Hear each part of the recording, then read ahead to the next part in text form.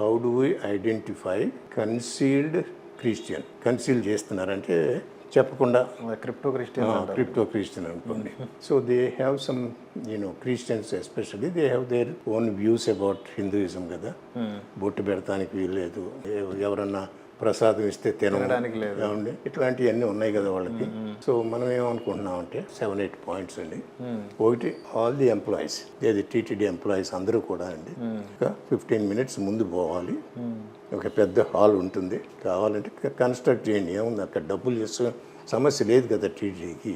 Even they enter గోవిందనామాలు పెట్టండి four head మీద, ఏమండి సగం మంది పోతారు. నేను ఇంకా ఉంది.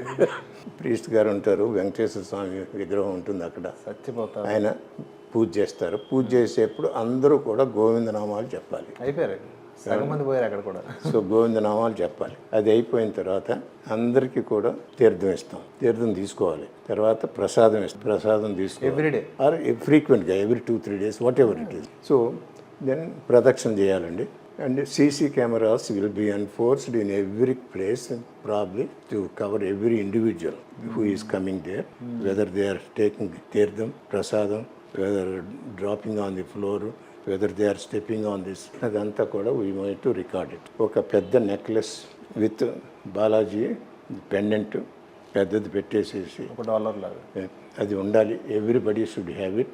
వాళ్ళు ఆ ఉద్యోగంలో ఉన్నంత కాలం, అంటే ఆ ఉద్యోగం చేస్తున్న టైంలో ఎవ్రీబడి షుడ్ హ్యావ్ ఇట్.